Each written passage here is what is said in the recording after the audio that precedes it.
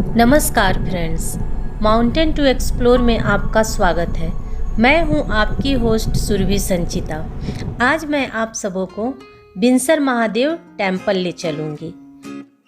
अभी मैं याक and Yati in hotel मचखली में रुकी हुई हूं, जो रानीखेत से थोड़ा सा पहले पड़ता है। रानीखेत जाने के क्रम में ही रास्ते में एक सुंदर सा टेम्पल, सिद्धेश्वरी माता टेम्पल मिलता है। इसे भी आप देख सकते हैं, काफ़ी खूबसूरत टेम्पल है। ये रानीखेत का गोल्फ कोर्स है।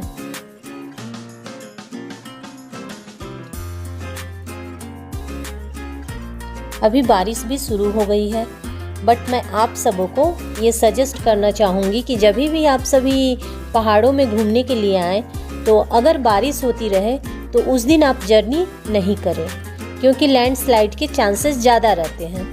मैं इसलिए जा रही हूँ क्योंकि जब भी मैं निकली थी तो उस टाइम बारिश नहीं हो रही थी और मैं आधे रास्ते में आ गई हूँ, तो इस वजह से मुझे बारिश में ही जाना पड़ रहा है।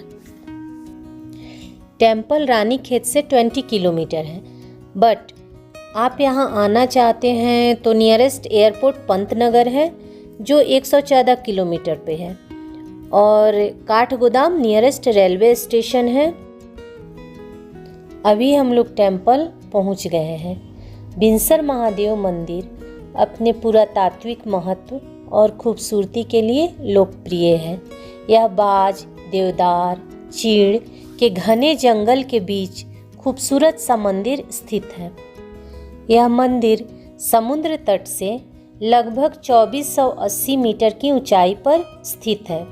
भगवान शिव को समर्पित इस मंदिर का निर्माण 10वीं सदी में किया गया था। ऐसा कहा जाता है कि मंदिर का निर्माण पांडवों के द्वारा एक ही रात में करवाया गया था, जब पांडव हिमालय की यात्रा पे थे। यह मंदिर भगवान गणेश, शिव जी, माता गौरी और महेश मर्दिनी की मूर्तियों के साथ साथ इसकी स्थापत्य कला के लिए जाना जाता है। यहाँ पर जो महेश मर्दिनी की मूर्ति है वो 9वीं शताब्दी की तारीख में नगर लिपि में ग्रंथों के साथ स्थापित है। यह मंदिर यहाँ पे रहने वाले स्थानीय निवासियों के आस्था और श्रद्धा का केंद्र तो है ही, साथ ही साथ हर साल हजारों लाखों की संख्या में मंदिर में दर्शन करने के लिए देश विदेश से श्रद्धालु आते हैं। मंदिर की व्यवस्था देख रहे 108 श्री महंत रामगिरी जी महाराज ने बताया कि यहाँ श्री शंकर शरण गिरी संस्कृत विद्यापीठ की स्थापना की गई है, जिसकी वजह से मंदिर में घंटी नहीं बजाई जाती है, ताकि बच्चों की पढ़ाई में व्यवधान नहीं हो। इसके लिए मंदिर के बाहर नोटिस भी लगाया गया है कि कृपया घंटी नहीं बजाएं।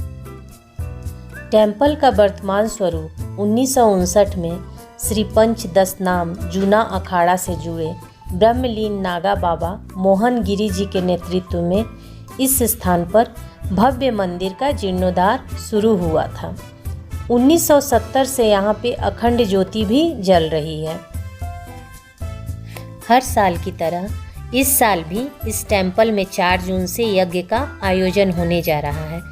कोरोना काल की वजह से 2 सालों से यहाँ मेले का आयोजन नहीं हो पा रहा था, इसलिए इस साल इस अवसर पर यहाँ भारी संख्या में श्रद्धालुओं के पहुँचने की उम्मीद है।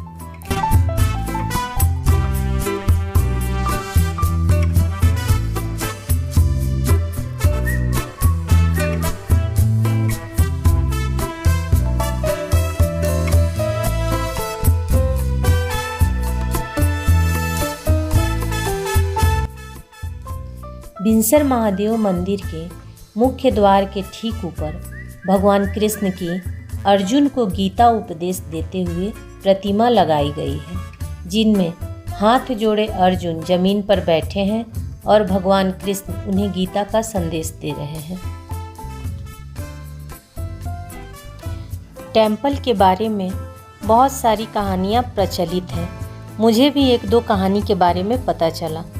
लोक श्रुति के अनुसार काफ़ी समय पहले यहाँ मौजूद शिला के ऊपर एक ग्रामीण की गाय हर रोज़ खड़ी होकर दूध छोड़ देती थी, और देखने पर साफ दिखता था कि जैसे ये शिला दूध पी रही है।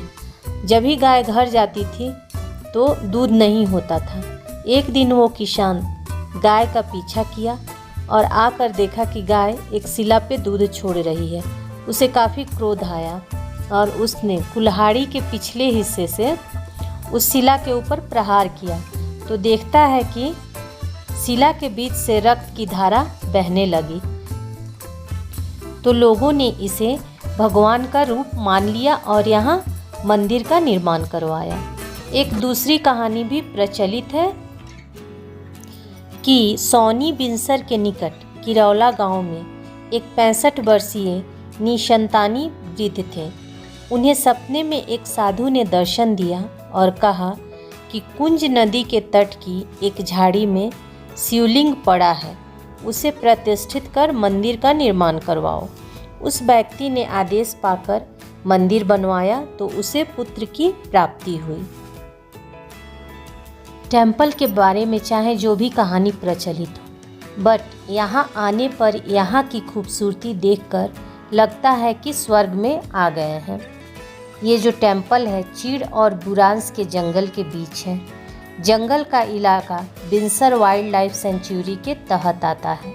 इस अभयारण्य में कई दुर्लभ जानवर, पक्षी, तितलियाँ और जंगली फूल देखने को मिलते हैं जो मन को सम्मोहित कर लेते हैं। यही वो टेम्पल है जहाँ पे 2021 में बादल फटा था। उस टाइम काफ़ी बारिश हुई थी, लेकिन टेम्पल बिल्कुल भी क्षतिग्रस्त नहीं हुआ था। बाहर में जो शॉप्स हैं जहाँ पे पूजन सामग्री मिलती है वो शॉप्स क्षतिग्रस्त हुए थे।